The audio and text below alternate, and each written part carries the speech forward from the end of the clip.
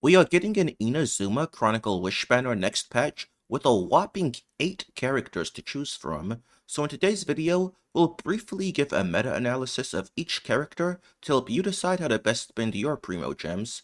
As a quick disclaimer, these characters are likely to only be on Chronicle Wish from now on, so we have no clue when the next time they'll be available is. Thus, if you really love and want any of these characters, you should pull them regardless of what some guy on YouTube says about their meta value. But with that said, let's get started. Alright, so let's first talk about the characters that I think there's little to no reason to pull for, unless you just really like and want to use them. Yoimiya, I think we all know by now that she's mediocre at absolute best, being an entirely single target DPS, while dealing way less damage than other pyro DPS that have actual AoE. She also has terrible constellations, so you can't even improve her with those. There was a rumor going around of Dahlia being a Hydro unit that buffs attack speed, and something like that would be very good for Yoimiya, so he could end up being a good buff for Yoimiya if that turns out to be true. But even if Yoimiya does get a good buff, she will still probably pale in comparison to other Pyro DPS.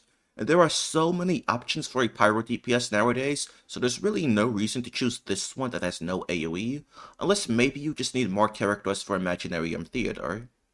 Yae Miko is also very not good. She's a 5-star Electro sub DPS, but almost always does less damage than Fischl, while taking more field time. I have no idea what Hoyo was thinking when they made this character's kit. She's so disappointing. These days, the only team where I'd recommend using her at all is in a Tighnari Quicken team, as she does very good job at filling his downtime, and she's used alongside Fischl there, so she's not competing for her slot in the team. But if you're not a Tighnari main, there's really no reason to pull Yae. And then we have Kokomi. After the release of Farina, Kokomi had a pretty good use case in mono-hydro teams, driving Yelan while healing for Farina and even contributing some damage of her own via 4-piece clam. However, after Escoffier releases next patch, there will be no reason whatsoever to use Kokomi here anymore, as Escoffier covers the healing already, and so you'll be able to use better characters than Kokomi in the last slot. Kokomi is also losing her place in Freeze teams as a result of Escoffier. She still had a valid use case there due to Freeze lacking good healers to use Farina as the Hydro, but Escoffier completely removes that issue.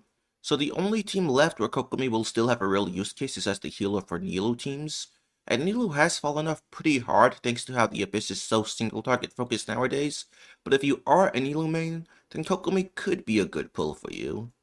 Now, let's talk about characters that are more worth considering. First, Itto. He's an interesting case because he's by no means a meta DPS, and I would not recommend anyone pull for a C0 Itto. However, if you really like him and are willing to do some vertical investment, then he can actually be pretty decent. For him to feel strong, you'd want to have a C2 Farina, and then also Itto at C2 R1, playing him in a double Geo team with Shalonen and either Bennett or Yelan as the 4th slot. I specify that you want C2 R1 Itto because the energy refund from his C2 makes a huge difference in practice for double Geo. You can end up finishing chambers early into his field time and be left with low energy on the next chamber, but his C2 helps tremendously with mitigating that. While his C1 is only about a 5% increase on paper, it increases the damage he deals early into his field time by like 20%, so with high investment such as having C2 Farina and Itto's weapon, his C1 is actually pretty strong, a lot stronger than it looks on paper. With that said, he's definitely not going to be as strong as if you gave an actual meta DPS that same level of investment, but comparisons aside, he'll feel properly strong for every form of content while having massive AoE. I would just only advise going for him if you're willing to go for that level of investment where he starts to actually feel strong. And one more quick thing to note about Itto is, he is one of the few old DPS that have a percentile increase from C5 to C6, on par with that of modern day DPS. Now I'm certainly not co-signing on you pulling a C6 Itto, but if you are truly dedicated to maining him and have the means to do so, it's something to think about. Next, the other Geo character, Chiori. Now, Chiori is an interesting option because she can slot and work well in basically any team that uses Zhongli or Shalonen, and work well if the team has room for a flex slot, so she's valuable in that sense. However, the average power level of teams continues to go up, so Chiori's Geo wheelchair teams are less competent of options for teams it works in than it used to be. But Chiori still has some of, if not the biggest damage increases in the game from vertical investment. If you get her to C1 R1 with no buffs other than Shalonen's Rest Shred and Scroll, you can have Chiori doing over 500,000 damage per rotation while taking less than a second to fill time. So at that point, she's very valuable to have on your account. And if you're a fan of vertical investment, taking Chiori up to C4 will have her doing nearly 1 million damage while still taking very little fill time. And then if you take her to C6, she's arguably one of the strongest C6 DPS in the game, while still being able to be used as a sub DPS if you want. So yeah, her value skyrockets with vertical investment, and it's pretty fair to call her a dolphin or even well-bait toy. For C0 specifically, she'll mainly be best in slot with Noel, Ningguang, and Itto Monogeo, while also being a side grade to Shalonen for Navia if you are using Bennett plus Farina or Zhongling. But if you are using Navia double Hydro or using Mavwika with Navia, then you won't want Chiori to be there, it'll be important to use Shalonen instead. But aside from all that, Chiori is also just good to have if you need some Geo characters on your account for Imaginarium Theodore, because she's one of the few good Geo characters. Moving on from the Geos, we have Ayaka. Throughout 4.x and 5.x, Ayaka had fallen off from her former glory very hard. However, as you've probably heard by now, Escoffier is looking to be a massive buff to Ayaka, increasing her team DPS all the way up to the same level as Natlan DPS. There are some caveats that aren't reflected in calcs, such as Escoffier's damage being very single target, and Shenna's quills being much less effective in AoE. Plus, Ayaka's burst can be very jank to use in AoE without grouping, which you can't include grouping here without losing a massive amount of damage. So you can expect this team to be considerably less strong in AoE than the calcs reflect, and there are some caveats for single target as well, such as Barsis not being able to be frozen, so you'll miss out on 20% crit rate from Blizzard Shredder, and some Barsis will still be able to just move away from Ayaka's burst. Still, this is a massive increase over her current team options. Ayaka is only about half of the team's damage, so whiffing her burst will be far less punishing now since Farina and Escoffier are doing high damage throughout the entire rotation. Overall, despite the caveats, Ayaka is looking to be way stronger now, likely a high A tier DPS, and you'll be able to get great use out of her, although she'll likely be a lot less strong if you don't have Shenhe. One more thing to keep in mind though is that we are likely getting Skark in either 5.7 or 5.8, and the Deep Galleries artifact set highly indicates that she'll be a cryo DPS, and she'll almost certainly be stronger than Ayaka, so if you specifically want a strong cryo DPS, you may want to save for Skark instead. Next, we have the other Kamisato sibling, Ayato. Historically, Ayato has never exactly been very good, but much like his sister, he's looking to get a massive buff with Escoffier in a team where he will be driving Yelan. You might think that sounds copium and that anyone could be used there instead of Ayato, just on fielding Yelan instead, but I disagree. In fact, I argue Ayato is actually the best option here. As mentioned, Escoffier's damage is mostly single target, and Yelan is much the same. Ayato has fantastic AoE, so he's adding some decent AoE damage to an otherwise single target team. His field time also aligns just right for Yelan to use her skill twice without any rotation issues, and easily using her skill twice would be the main benefit of on-fielding Yelan here, so there's really no downside to using Ayato over other options. So if you are planning to use Escoffier and Yelan together, Ayato can actually be a pretty good pull. By no means will he be necessary for this team, but really good nonetheless.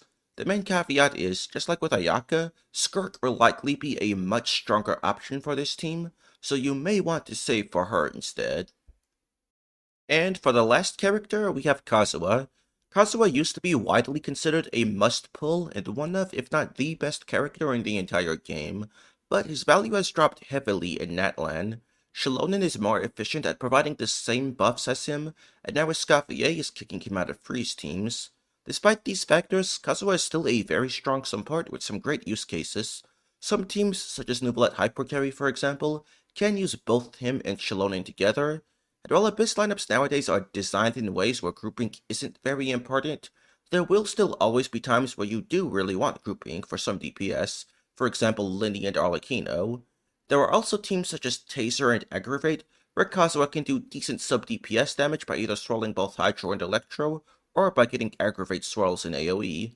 Furthermore, Kazuha is fantastic at breaking elemental shields, which may not be super common, but they are very annoying when they do show up, so having someone great at dealing with them can be very nice to have in your back pocket. So yeah, Kazuha is a valuable character to have on your account, even if he isn't necessarily best in slot on many teams anymore. If you are specifically lacking Anemo characters on your account, having Kazuha will be of great use for you in Imaginarium Theater. This is not to say that you should pull Kazuha, but depending on the state of your specific account, he is definitely worth considering. Now, let's go over the weapons. Mist Splitter, I'm not a big fan of as a generalist sword. Most characters don't get all 3 stacks. The high base attack can hinder its value on some characters. If you're an Ayaka main, you should definitely pull Mist Splitter for her if you can, but if you're just looking for a generalist sword, I don't really recommend it. Haranke Papuku is very good on normal attack focused sword DPS, which used to only be Ayato, but we now have Clarant, and Haran is equal to Absolution on her, as long as you don't run into overcap issues on crit rate. Skirk's artifact set also indicates her being a normal attack DPS, so if she uses a sword like many people expect, Haran will likely be very good on her as well. So I'm personally considering pulling Haran since I have both Ayato and Clarant, and might consider Skirk. Uraku Misagiri is huge on Chiori. If you aren't using her in a Construct team, her Constellation 1 should be prioritized over this, but if you have her C1 already, or are in a Construct team, getting Uraku will be a massive damage increase for your Chiori. Uraku is also very similar to Furina's signature weapon on Furina, especially if a Geo unit is on the team. Likewise, Uraku is a good generalist sword on any normal or skill-based sword DPS, even more so with a Geo unit present. Redhorn is going to be the best weapon for any Claymore users with defense scaling, so that currently includes Itto, Noel, and Shinyan.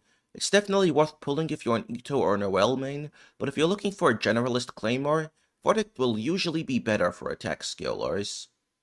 Kagura's Verity is only good on Yae. It is huge for her, so if Yae is a character you plan to use often, I would recommend getting this weapon. Everlasting Moonglow is terrible, do not pull that weapon.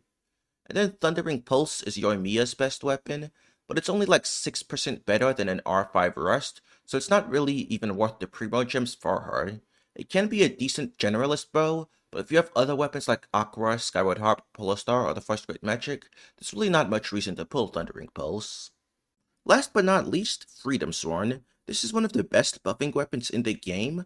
The attack and damage bonus buffs it provides are great for a lot of characters, and the sword weapon category has a pretty good amount of support units, so you can make good use out of this weapon on many characters such as Kazuha, Jean, Kuki, Kirara, Pyro Traveler, Shilonin if you don't have her weapon, and even Bennett if you're not worried about not having an energy weapon on him. So if you use any of these sword support characters in a team that would appreciate the buffs Freedom Sworn provides, it can be a very good pull. And that covers just about everything. I'm very curious to know your pulling plans for patch 5.6, so let me know in the comments. If you found today's video helpful at all, don't forget to like and subscribe if you haven't already. Also feel free to join my Discord where you can communicate with me and my community directly. Thanks, and goodbye.